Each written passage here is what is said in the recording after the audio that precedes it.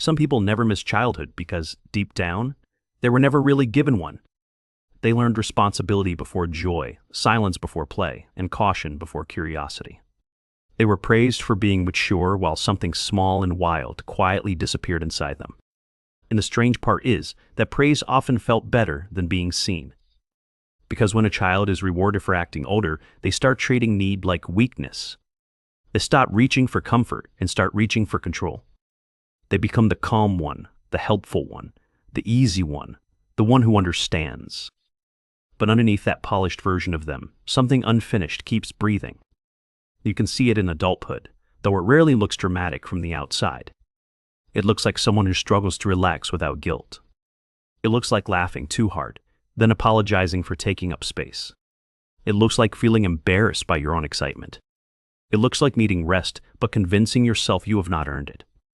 It looks like being deeply responsible and still secretly feeling behind. It looks like surviving every crisis, then feeling empty when life gets quiet. Because quiet makes room for everything they were forced to skip. The child who never got to be a child does not disappear. They wait in the background, aging without being lived. And sometimes they show up in the smallest moments. When someone asks what you want and your mind goes blank. When free time feels less like freedom and more like pressure. When fun feels unfamiliar, almost suspicious, like a language your body forgot. When you sit in a room full of relaxed people and feel strangely unsafe. Not because anything bad is happening, but because your nervous system never learned ease. It learned scanning, adapting, performing, and staying one step ahead of disappointment. That kind of childhood does not always look obviously painful. Sometimes it looks respectable. Sometimes it looks like being the kid who never caused trouble. Sometimes it looks like translating adult moods before you even understood your own. Sometimes it looks like hearing family problems you were too young to carry. Sometimes it looks like becoming emotionally useful before becoming emotionally known. You might have been the peacemaker, the listener, the little adult in the room. The one who knew when money was tight without anyone saying it. The one who could tell from footsteps whether tonight would feel safe. The one who learned that attention came easier when you were impressive, not needy. So you became observant. You became careful. You became good at reading people before they had to explain themselves. And everyone called that maturity. But a lot of what gets called maturity in children is actually adaptation. It is intelligence shaped by tension. It is self-control built from uncertainty. It is emotional restraint developed because spontaneity did not feel protected. A child can act unusually grown and still feel unbelievably alone. In fact, those things often grow together. Because when no one protects your childhood, you start protecting everyone else from yourself. You hide tears faster. You ask for less. You make your needs smaller so the room stays manageable. Over time, that becomes identity. You stop thinking, I had to grow up too fast. You start thinking, this is just who I am. This is why so many adults from that background feel confusing to themselves. They can be incredibly competent and deeply disconnected at the same time. They can handle emergencies better than birthdays. They can support everyone else and still feel weird receiving kindness. They can seem calm while their inner life is constantly bracing. Because somewhere inside, joy still feels less familiar than usefulness. And usefulness is safer. Usefulness gets rewarded. Usefulness keeps people close. A lot of these adults do not struggle with love itself. They struggle with love that asks nothing from them. That kind of love can feel disorienting. When nobody needs you to fix anything, who are you supposed to be? When someone offers softness without strings, why does your body still tense up? Why does comfort make you want to leave the room? Why do simple things feel strangely unbearable? A slow Sunday. A playful conversation. A partner who says, you do not have to earn this. That sentence can hit like grief, because it exposes how long you have lived like every good thing required performance. And performance becomes exhausting when it never truly ends. That is another hidden cost of losing childhood too early. You become capable, but your nervous system never clocks out. Even in rest, part of you is still monitoring. Even in laughter, part of you is still measuring. Even in love, part of you is still preparing to become useful again. People see the strength. They do not always see the fatigue underneath it. They see someone dependable, thoughtful, and emotionally mature. They do not see how often that person feels older than everyone around them. They do not see how hard it is to feel light. And this does not only affect relationships, it affects identity in quieter, weirder ways too. A lot of adults who miss childhood struggle to know what they actually enjoy, not what they are good at, not what others appreciate, not what makes them admirable, what brings them genuine, unproductive, unnecessary delight.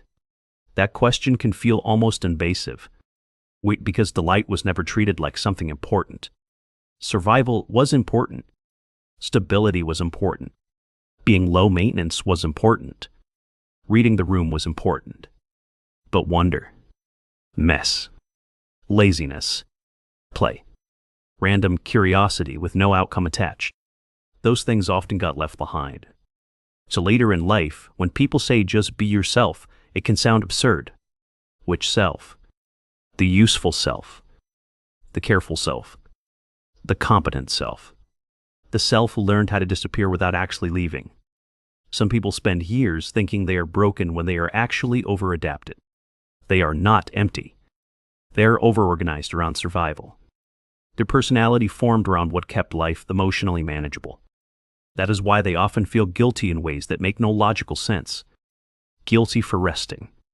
Guilty for saying no. Guilty for disappointing people they never asked to impress. Guilty for wanting tenderness after years of giving it away. And sometimes, guilty for feeling hurt at all. Because if you were never allowed to be young, vulnerable, or messy, pain feels embarrassing. You start treating your wounds like personal failures instead of understandable consequences. That is why so many of these people minimize their own story. They say things like, "It was not that bad," or "Other people had it worse," or "I just grew up fast," as if speed somehow cancels loss, as if being functional means nothing important was taken from you. But something was taken, not always by cruelty, sometimes by pressure, sometimes by instability, sometimes by emotionally unavailable parents who were carrying their own unresolved storms, sometimes by being the oldest child, sometimes by being the sensitive child in a chaotic house, sometimes by being the child who noticed too much. And noticing too much changes everything. Sensitive children do not just hear words. They absorb atmosphere. They feel tension before conflict even begins. They read faces like weather reports. They detect disappointment, resentment, panic, and exhaustion with frightening accuracy. When that sensitivity grows in an unsafe environment, it becomes hypervigilance, not weakness, not drama. A brilliant adaptation with a brutal price. Because the same child who becomes emotionally perceptive also becomes emotionally burdened. They know too much too early. They understand things they should not have needed to understand. And once you become the child who understands, people stop checking whether you are okay. They assume you can handle it. They assume you always could. That assumption follows many people into adulthood. Friends lean on them. Partners confide in them. Coworkers trust them with the emotional labor nobody else wants. And once again, they become valuable for carrying weight, not for being free. That is why loneliness can feel especially sharp for these people. Not the loneliness of having nobody around. The loneliness of being deeply relied on and rarely deeply held. The loneliness of always being the strong one in the room. The loneliness of being known for your function, not your softness. Even when they are loved, they can feel unseen. Because people often fall in love with a version that copes beautifully. The version that seems wise, grounded, and endlessly patient. But few people ask what it costs to become that person. Fewer ask what still hurts. And that unasked question lives like a quiet ache. It shows up after social gatherings when they suddenly feel drained and heavy. It shows up when someone calls them old soul and they cannot explain why that stings. It shows up when they watch children being loud and carefree, then feel unexpected grief. Not because they resent those children, because some buried part of them recognizes what safety would have looked like. And recognition can hurt more than memory, especially when the loss was subtle, especially when nobody around you called it loss. This is why healing here is delicate. It is not just about learning boundaries or reducing stress. It is about slowly giving yourself access to states your body once associated with danger. Rest. Play. Need. dependence, spontaneity, receiving without immediately paying it back. That kind of healing can feel almost unnatural at first. You might schedule joy like another responsibility. You might overthink hobbies until they feel like work. You might sit in stillness and feel guilt before peace. That does not mean you are doing it wrong. It means your system is honest about what it learned. And what it learned was simple. Being small was risky. Being easy to manage was safer. So now becoming more fully human means becoming less emotionally efficient. It means letting your face soften before you explain yourself. It means noticing when you rush to be helpful instead of honest. It means catching the moment you apologize for having normal needs. It means asking what you actually want before asking what keeps everyone comfortable. These are small moments, but they are not small psychologically.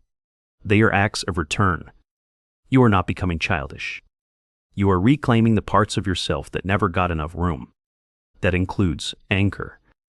That includes silliness. That includes tenderness that does not instantly turn into caregiving. That includes grief for things nobody else realized you miss. And grief matters here. Because many adults who lost childhood keep trying to skip straight to gratitude. They want to be understanding. They want to be balanced. They want to avoid blaming anyone. But before acceptance, there is often sorrow. Sorrow for the softness you had to bury. Sorrow for the fear you had to hide behind competence. Sorrow for the years you were praised for disappearing so gracefully. You do not have to turn that sorrow into a villain story. You just have to let it be real. Real enough to stop calling your exhaustion laziness. Real enough to stop calling your distance independence. Real enough to admit that being needed is not the same as being loved. That realization changes a lot. Because once you see the pattern, you stop romanticizing your overfunctioning. You stop calling permanent self-abandonment maturity.